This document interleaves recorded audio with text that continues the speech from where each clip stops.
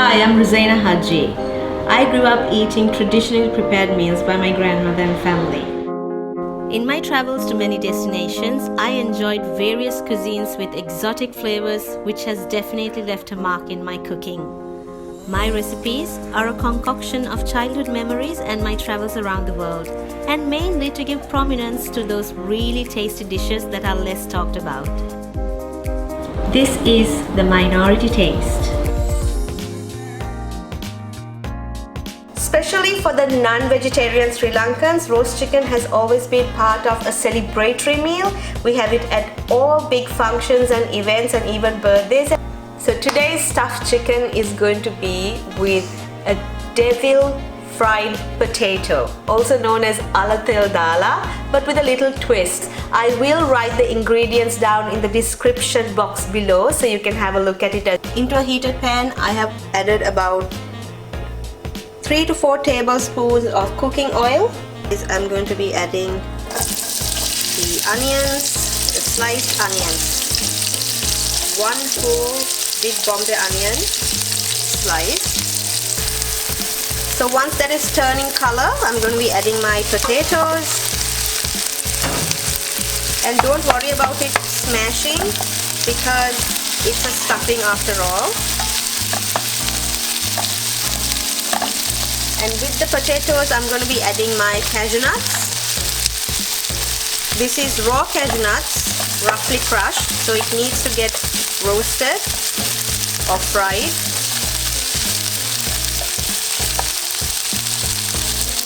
And then a handful of full curry leaves. You can cut the curry leaves if you prefer.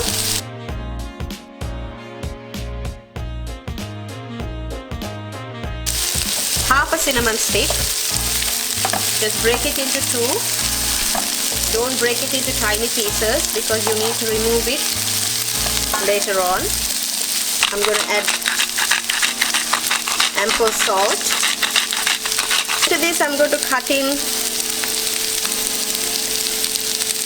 about 4 or 5 red chilies. Just cut it roughly so that it adds heat. Little chili powder we kept, that goes in here. Now you can increase the level of heat and spice the way you want, but for me this is more than enough. Now once you see all that cashew nuts golden brown and the onions really browning up, you're gonna stop cooking it because we don't want to over dry the stuffing because it's gonna cook inside the chicken as well. So you need a little bit of moisture because it has to stay a little moist inside. So time for a taste test.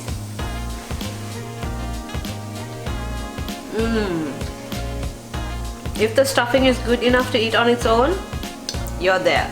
So I'm using about 1.5 kg of free-range organic chicken, which I think is the best for roast chicken because it gives out a beautiful taste. And then for that, for the marinade, you're going to be using about 100 grams of butter. Put ample salt in it. Now salt, I would say to use your instinct, but however I have used about 1 teaspoon chili powder. Then you add the curry leaf powder, just a pinch of the curry powder, and this is your marinade. Mix in all that flavor. Now if you're wondering where the pepper is, because a lot of people put pepper, now I'm not going to be using pepper into my marinade, but I'll be using pepper in my gravy. Now you don't want this to be super melted because it is going into an oven, so it has to be partially hard, and you're allowed to taste the butter. When you feel like there's enough salt, so I need more salt. Say hello to my beautiful free-range organic chicken. So now if you want, I'm going to show you this. Now if you want, you can cut this piece off so that when it cooks it's going to give a beautiful leg, but we don't really do that in Sri Lanka. We don't like take the edges off, it just goes into the oven. Like I've seen a lot of people, like Europeans, take the little legs off, then they take the little pieces off, the wing tips off, but Sri Lankans we usually eat all these little pieces, so don't fuss too much with it. What you need to do is though, you need to score your chicken, especially the leg and the thigh. So just put 3 to 4 sharp marks like this, so that all that beautiful flavor will go through. And you do the same on the other side. And then what you do with this part is you're going to pull it towards you and make a little hole with your finger. Be very, very gentle because you don't want the skin to tear off, because you need all that flavor to be packed in there. Marinated butter, and just put it in there and then flatten it on top. Now you can do this with a spatula in there or anything like that, but this way is easier too. Just massage it in there and the butter will spread out evenly.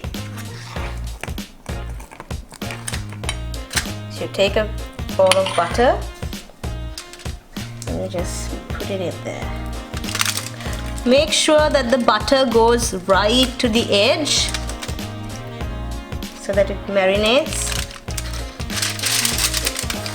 The rest of the butter you can just add it in here, and you can add it into the skin where the little cuts are.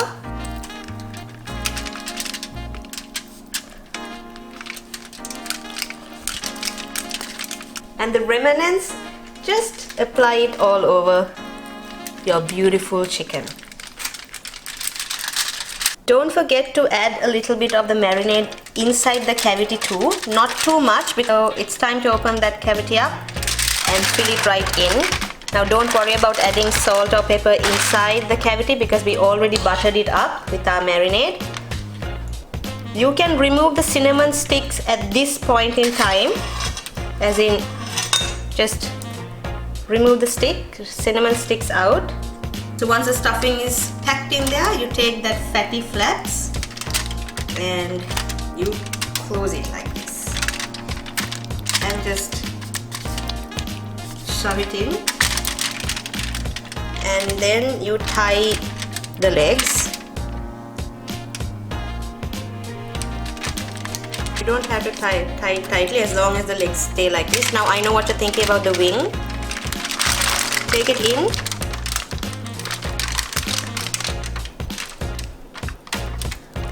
I have done this before with my quail recipe. If you want to check that out, please do. Just put it back into the cavity. So I've stuffed in his wings in there, tied the feet together, and in this goes into the oven. What we're looking at is a preheated oven at 265. Make sure to add 1 garlic and just pop in an onion, and you keep it in there for about 1 hour to 1.5 hours. So you're going to dry roast the cumin seeds and the coriander seeds, a little bit of curry leaves as well, the peppercorn. You're going to get a beautiful little aroma, and take it off the fire. Into the same pan you add 1 tablespoon of oil. Put pandan leaves, onions, the chopped onions, then the ginger, the 2 kinds of ginger, and the 2 garlic pods, and let it fry. So add a small piece of cinnamon as well. Don't break it into small shards because you do need to remove it.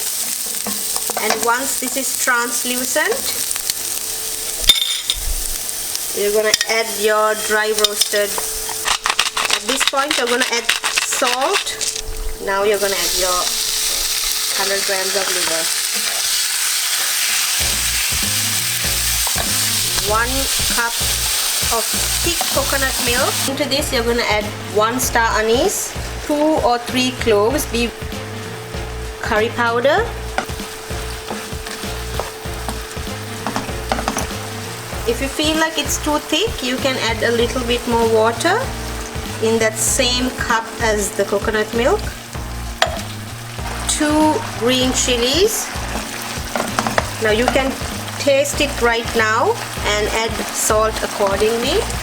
Once the liver is thoroughly cooked, you're going to fish out the star anise, the cinnamon and the cloves. There you go. After exactly 1 hour and about 15 minutes, my chicken is ready. It's time to make the gravy. So you're going to let the chicken rest at least for another half an hour. So just baste it a little bit with all that juices so that it doesn't dry out while it's resting. So while it's resting, most of the juices are going to come out. Don't be afraid to tip it over just a little bit so that all the juices will come out from the inside as well. Now I'm going to take in this onion, this beautiful roasted onion, put it in my blender. Take the garlic. Okay, it's going to be a little bit hot. Okay, my fingers are used to heat, so be mindful and just squeeze out all that beautiful garlic in there like this. So into this I'm going to be putting in the liver curry that we just made.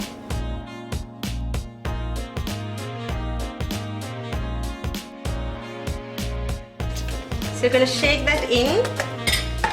And I know what you're thinking, it's smoking hot, you're not supposed to blend anything, but there's a reason why there's a lid on top. So you have to remove the lid when you're blending something warm or hot.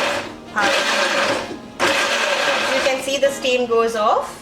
That's a really good tip if you already didn't know that you can blend really hot or warm stuff in your blender. So once it's turned into a pulp like this, you don't have to make it really smooth because we are going to pass it through a sieve.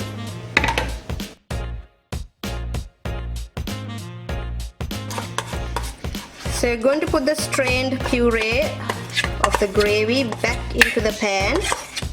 It's a little bit of work, but I assure you that this gravy is unlike any other. You add a little water and you mix in the residue and then add that. So the water depends on the thickness of the gravy that you desire. So you can add less or more of it. Bring it back to the heat. Here you can add 2 fresh pandans. You can add just a dash of crushed pepper. So when the gravy is slightly heating up, you add all that chicken juices onto the gravy. Be careful when you're doing this. I just have experience doing it. Please take the chicken out of the tray before you do this. Wow, can you see all that beautiful red spicy juices getting mixed in with that gravy? You can do this very same recipe for turkey as well. The same gravy and the same stuffing as you made for turkey too.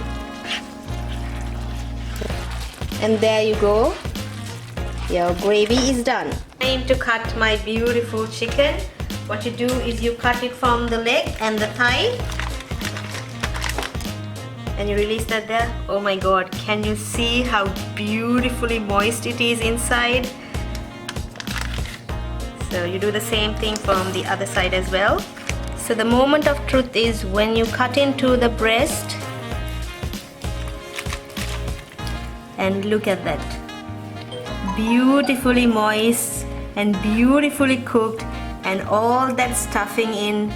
It's so nice and it smells so good right now, like I can't even explain it. So you can scoop out the stuffing and serve it separately like this. I have extra stuffing just in case that people want more stuffing. Now you can decorate this on your beautiful table and do the carving on the table. Have a gravy boat, salad, rice, bread, whatever you like. Or you can cut slices like this and serve it into a plate. Now I have added a little bit of gravy in this beautiful glass just for a little drama. And you can pour it on top like this. And we like to have it with a little bit of chutney and the stuffing, lemon wedges, so that you can add a little lemon on top too. A little bit of chicken, gravy, stuffing.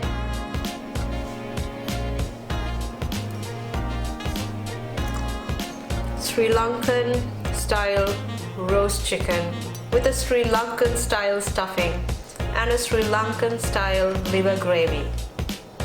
So good. Please give it a try and let me know what you think.